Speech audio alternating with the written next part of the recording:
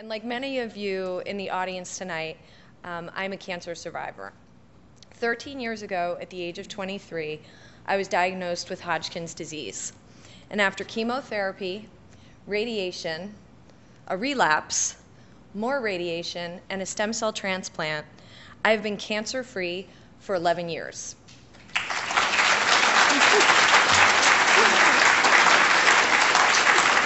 Thank you. Tonight I wanted to take a few minutes to share with you some of the lessons I've learned through my experiences with cancer. The first lesson I learned is to form a team around you. One of the biggest lessons I learned from cancer is that you can't get through it alone. I'm sure we all had our teams in place during our treatment. Friends, family, our doctors, our nurses. But what about afterwards? After I completed active treatment, I formed Team Meg to help me with my ongoing care. Of course, Team Meg includes a number of doctors at Memorial Sloan Kettering, including Dr. Kevin Effinger and his team in the survivorship clinic, who do a lot of my worrying for me. They help me to manage the side effects from my treatment while monitoring my overall health to detect potential problems before they become serious. Dr. Effinger and his team give me peace of mind. Team Meg also includes a great psychologist who helps me with my emotional well-being. We all know that cancer can affect so many things in our lives, our relationships, our work, our outlook on the future. Although I have been cancer-free for 11 years, I continue to deal with its effects on my life. And just as my oncologist at Memorial helped me with my physical health, my psychologist is critical to my emotional well-being. Team Meg also includes, at various times, a masseuse, an acupuncturist, a nutritionist, an herbal oncologist, a fitness trainer, and even someone who helps my husband and me when we have to get errands done and we just have way too many things on our plate. Basically, Team Meg is made up of people who help share the burden, big or small.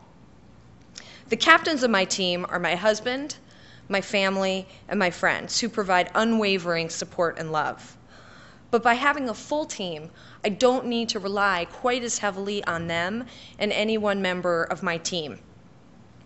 Together, members of my team share with me the responsibility of my physical and emotional well-being, and they've taught me a very important lesson, that I don't have to do it all alone. The next lesson I want to share with you is to surround yourself with people who allow you to be you. It took me a long time before I felt comfortable sharing my cancer story. I think I may have seen cancer as a sign of weakness when I was first diagnosed. I was 23 and stuck in the hospital while my friends were having fun in New York City, furthering their careers and thinking about their futures. When I was finally cancer-free after 2 years of treatment, I wanted to magically click my heels together and pretend that my challenges with cancer were finished along with the chemo and the radiation. I wanted to go back to being a young woman in New York whose most pressing concerns included what shoes to wear for a night out with my buddies. But I knew that cancer had changed me from my DNA on out. And by leaving the cancer piece hidden to others meant that I wasn't really being my true self. Through my volunteer work at Memorial, as a patient-to-patient volunteer, I began to share my story with other cancer patients. As I opened up, I began to connect with so many incredible people. I have a number of friends who are cancer survivors. We call ourselves the Cancer Chicks. These extraordinary women are one of the greatest gifts to come from this disease. One of the Cancer Chicks, my dear friend Katrin, who's actually sitting right there, is an anchor in my life. She's the person I call when I'm not feeling well and the fear creeps back into me that maybe I'm having a relapse. She's the one who says, Meg, why don't you give your doctor a call, go get a blood test, and he's going to assure you that everything's okay. As cancer survivors, we have faced some of life's toughest challenges. And by telling our stories, we connect with people through the very humanness of our experiences. My personal connections post-cancer are so much richer because I share so much more of myself now. Okay, now this is probably not the most critical lesson I learned from my treatment, but I have to mention it anyways. Please don't ever buy a real hair wig if you have hair like mine, like the fine, straight, kind of Marsha Brady hair.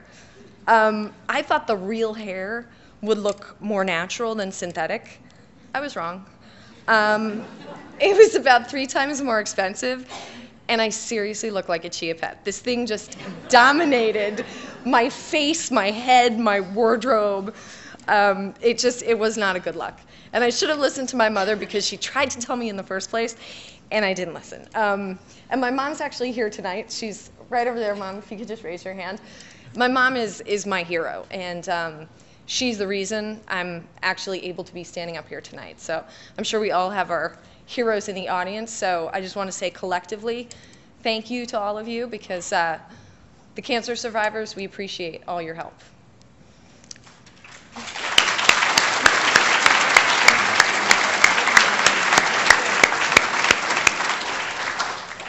The last lesson I want to share tonight is to remember to count your blessings every day.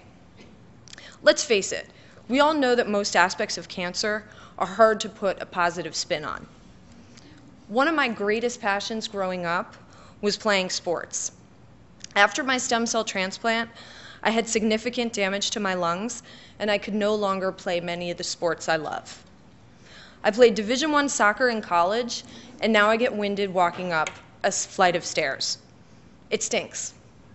But this is my new reality, and I can't change it. It's not easy, but we have to move forward after cancer and renegotiate our realities to make our new reality the best it can be. There's no other choice. About 5 years ago, because I could no longer run with my lung damage, I decided to take up cycling. I quickly grew to just absolutely love it. Then 2 years ago, I was chosen out of a pool of 1,200 applicants from all over the United States to be on the National Tour of Hope team.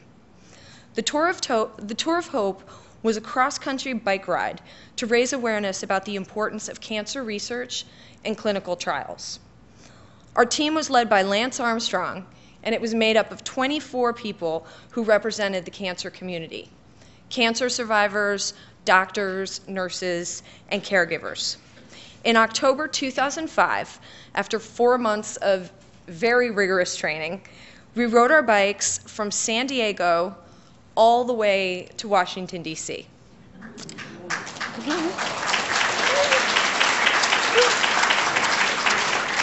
We stopped at medical centers in cities and towns along the way to share our message of hope. We rode basically in a relay format, and so we rode throughout the day and through the night. And it was the most incredible experience. We had hundreds and hundreds of people who came out in the middle of the night along our bike route to basically cheer us on and share their own cancer stories with us. It was absolutely incredible. I personally rode 80 to 100 miles a day.